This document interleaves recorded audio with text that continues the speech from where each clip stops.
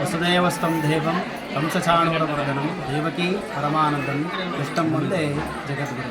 ಇವತ್ತಿನ ದಿವಸ ಶ್ರೀಕೃಷ್ಣ ಜನ್ಮಾಷ್ಟಮಿ ಪ್ರಯುಕ್ತ ತೂಬಿಗೆರೆಯ ಪೆದ್ದಲಹಳ್ಳಿ ಗ್ರಾಮದಲ್ಲಿ ರುಕ್ಮಿಣಿ ಸತ್ಯಭಾಮ ಆಗಿರ್ತಕ್ಕಂಥ ವೇಣುಗೋಪಾಲ ಕೃಷ್ಣ ಸ್ವಾಮಿಯ ಆರಾಧನೆಯನ್ನು ಈಗ ತಾನೇ ನಾವೆಲ್ಲರೂ ಸಹ ಮಾಡಿದ್ದೇವೆ.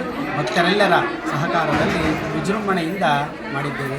ವಿಶೇಷ ಏನಪ್ಪ ಅಂತಂದರೆ ಮೂಲ ವಿಗ್ರಹ ಕೆಳಗಡೆ ಇರ್ತಕ್ಕಂಥ ವೇಣುಗೋಪಾಲ ಕೃಷ್ಣ ಸ್ವಾಮಿ ಮೂಲ ವಿಗ್ರಹ ಇಲ್ಲಿ ನಮಗೆ ಭೂಮಿನಲ್ಲಿ ಸಿಕ್ಕಿದ್ದರಿಂದ ಈ ಒಂದು ಸ್ಥಳದಲ್ಲಿ ವೇಣುಗೋಪಾಲ ಸ್ವಾಮಿಯನ್ನು ನೆಲೆಸಬೇಕು ಎಂದಿರ್ತಕ್ಕಂಥ ಅಭಿಪ್ರಾಯದಿಂದ ಮೇಲಗಡೆ ಮೂಲ ವಿಗ್ರಹವನ್ನು ಪ್ರತಿಷ್ಠಾಪಿಸಲಾಯಿತು.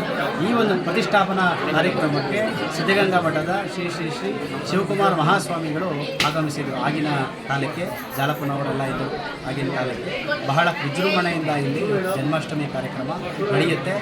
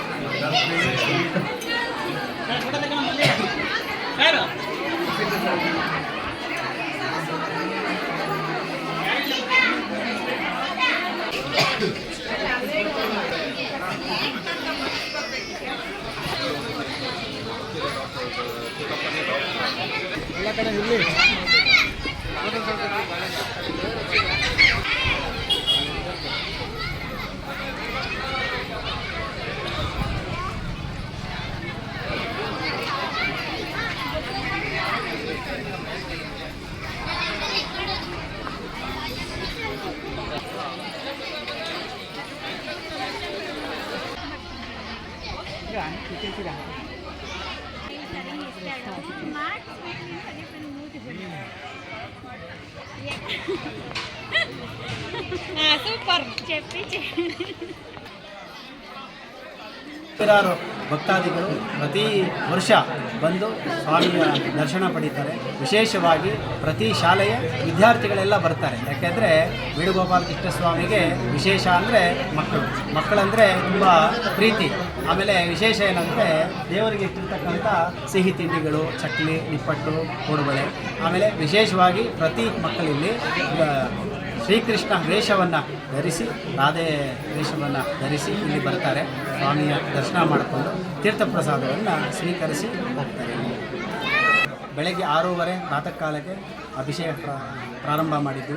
ಈಗ 12:00ವರೆಗೆ ಮಹಾಮಂಗಳಾರತಿ ಆಗಿದೆ. ಸಂಜೆ 6 ಗಂಟೆವರೆಗೂ ಇರ್ತೀವಿ.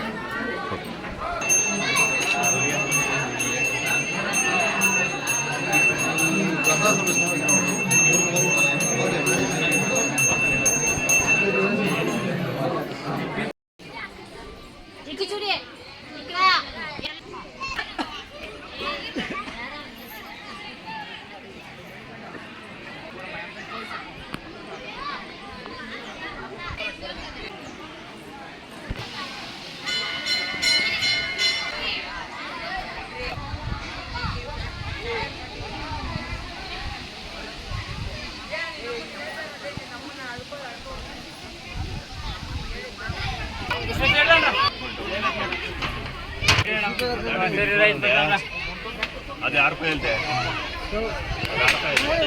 ಅದು ಮೊಸರು